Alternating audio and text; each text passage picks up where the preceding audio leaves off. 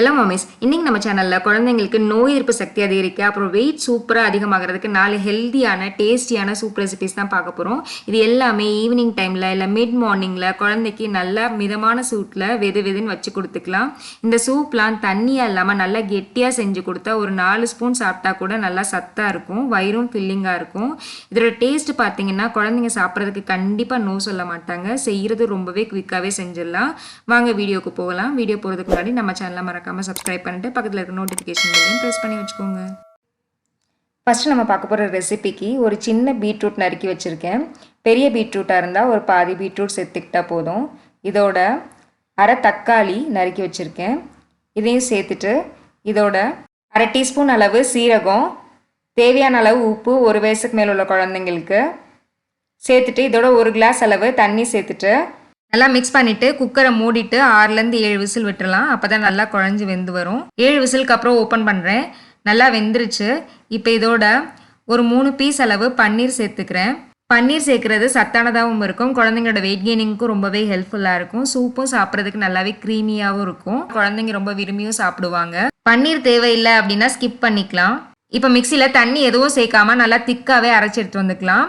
இதோட குழந்தைங்களோட காரத்துக்கு ஏற்ற மாதிரி கொஞ்சமாக மிளகுத்தூள் அப்புறம் நெய் சேர்த்துக்கிறேன். நெய்க்கு பதிலாக நீங்கள் பட்டர் கூட உருக்கிட்டு சேர்த்துக்கலாம். ஒரு 9 மாதத்துக்கு மேலே உள்ள குழந்தைங்களுக்கு இந்த பீட்ரூட் சூப்பை கண்டிப்பாக ஒரு தடவை ட்ரை பண்ணி பாருங்கள். ரொம்பவே க்ரீமியாக டேஸ்டியாக இருக்கும். பீட்ரூட் பிடிக்காத குழந்தைங்க கூட விரும்பி சாப்பிடுவாங்க. அடுத்து நம்ம பார்க்க போகிற ரெசிபி ரொம்பவே சிம்பிளாக குயிக்காக செஞ்சிடலாம். ரொம்பவே டிஃப்ரெண்ட்டாக டேஸ்டியாக இருக்கும். இதுக்கு ஒரு பெரிய கேரட் தோல் சீவிட்டு குட்டி குட்டியாக நறுக்கி வச்சுருக்கேன். இதோட குட்டியாக ஒரு இஞ்சி, 2 வெள்ளைப்பூடு சேர்த்துக்கலாம். இஞ்சி வெள்ளைப்பூடு சேர்த்துக்கிறது சூப்புக்கு நல்ல ஒரு ஃப்ளேவர் கொடுக்கும். இதோட 1 டம்ளர் தண்ணி சேர்த்துட்டு குக்கர் மூடிட்டு ஒரு 6லேருந்து 7 விசில் விட்டுறலாம். விசில் வந்ததுக்கப்புறம் தண்ணி எதுவும் சேர்க்காம மிக்சியில் நல்லா கெட்டியாகவே அரைச்சி எடுத்து வந்துக்கலாம். இப்போ இதோட 1 வயசுக்கு மேலே உள்ள குழந்தைங்களுக்கு தேவையான அளவு உப்பு அப்புறம் மிளகுத்தூள் சேர்த்துட்டு இதோட 9 மாதத்துக்கு மேலே உள்ள குழந்தைங்களுக்கு பட்டர் உருக்கிட்டு சேர்த்துக்கிறேன். பட்டர் சேர்க்குறது நல்ல ஒரு ஃப்ளேவர் கொடுக்கும், க்ரீமியாக இருக்கும், குழந்தைங்களும் ரொம்பவே விரும்பி சாப்பிடுவாங்க. வெயிட் கெய்னிங்க்கும் ரொம்பவே ஹெல்ப்ஃபுல்லாக இருக்கும். கண்டிப்பாக இந்த சூப் ரெசிபியும் ட்ரை பண்ணுங்கள். ரொம்பவே டிஃப்ரெண்ட்டாக ஃப்ளேவர்ஃபுல்லாக இருக்கும். அடுத்து நம்ம பார்க்க போகிற ரெசிபிக்கு ஒரு கைப்பிடி அளவு பாலக்கீரை எடுத்திருக்கேன். இதோட அரை ஸ்பூன் அளவு சீரகம், 2 வெள்ளைப்பூடு, 1 டேபிள் ஸ்பூன் அளவு நறுக்கின வெங்காயம் சேர்த்துட்டு அரை டம்ளர் அளவு தண்ணி சேர்த்துட்டு கொதிக்க வச்சுக்கலாம். மூடாமல் தான் கொதிக்க வைக்கிறேன். நீங்களும் கடாயில் செய்கிறதா இருந்தாலும் கீரையை மூடாமல் வேக வச்சுக்கலாம். கீரை நல்லா வெந்ததுக்கப்புறம் ஒரு மிக்சியில் மாற்றிட்டு நல்லா கெட்டியாக அரைச்சி எடுத்துக்கலாம். இதோட தேவையான அளவு உப்பு, 1 வயசுக்கு மேலே உள்ள குழந்தைங்களுக்கு தேவையான அளவு மிளகுத்தூள் சேர்த்துட்டு ஒரு 3-4 ட்ராப் அளவு லெமன் சேர்த்துக்கலாம். லெமன் சேர்த்துக்கிறது கீரையோட அயன் அப்சார்ப்ஷன் உடம்புல நல்லாயிருக்கும். இந்த ரெசிபியும் கண்டிப்பாக ட்ரை பண்ணி பாருங்கள். ரொம்பவே டேஸ்டியாக இருக்கும். கீரை பிடிக்காத குழந்தைங்களுக்கும் நல்ல ஒரு ஆப்ஷனாக இருக்கும்.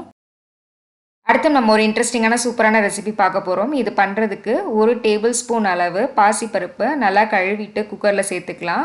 இப்போ இதோட 1/4 கப் அளவு குட்டி குட்டியாக நறுக்கின கேரட் சேர்த்துட்டு இதோட 1/4 கப் அளவு சக்கரவள்ளி கிழங்கு, இதுவும் நல்லா தோல் சீச்சிட்டு குட்டி குட்டியாக நறுக்கி வச்சுருக்கேன். இதையும் சேர்த்துக்கலாம். சக்கரவள்ளி கிழங்கு வேண்டாம் அப்படின்னா உருளைக்கிழங்கும் சேர்த்துக்கலாம். சக்கரவள்ளி கிழங்கு நல்ல நோய் எதிர்ப்பு சக்தி தரக்கூடியது, குழந்தைங்களோட வெயிட் கெயினுக்கு ரொம்பவே ஹெல்ப்ஃபுல்லாக இருக்கும். சேர்த்துட்டு இதோட குழந்தைங்களுக்கு கேஸ் ப்ராப்ளம் எதுவும் வராமல் இருக்கிறதுக்காக 2 வெள்ளைப்பூடு சேர்த்துட்டு 1 டம்ளர் அளவு தண்ணி சேர்த்துக்கலாம். சேர்த்துட்டு இதோட கொஞ்சமாக மஞ்சள் தூள், 1/4 டீஸ்பூன் அளவு சீரகம் சேர்த்துட்டு குக்கர் மூடிட்டு ஒரு 6லேருந்து 7 விசில் விட்டுறலாம். விசில் வந்துருச்சு. இப்போ இதையும் கெட்டியாக அரைச்சி எடுத்துகிட்டு வந்துக்கலாம். இதுலேயும் தேவையான அளவு உப்பு, 1 வயசுக்கு மேலே உள்ள குழந்தைங்களுக்கு அப்புறம் மிளகுத்தூளும் நெய்யும் சேர்த்துக்கலாம். நல்லா வாசமாக இருக்கும். நம்ம இதில் கிழங்குலாம் சேர்த்துருக்கறனால நல்லாவே க்ரீமியாக இருக்கும். குழந்தைங்க ரொம்பவே விரும்பி சாப்பிடுவாங்க. குழந்தைக்கு ஒரு வேளை இதை சூப்பாக சாப்பிட பிடிக்கலன்னா இட்லியில் இல்லை தோசைக்கு சாம்பார் மாதிரி கூட தொட்டுக்க கொடுத்துக்கலாம். வளர குழந்தைங்களுக்கு அதிகமாக ப்ரோட்டீன் நிறைஞ்ச ரொம்பவே ஹெல்த்தியான சூப் இது.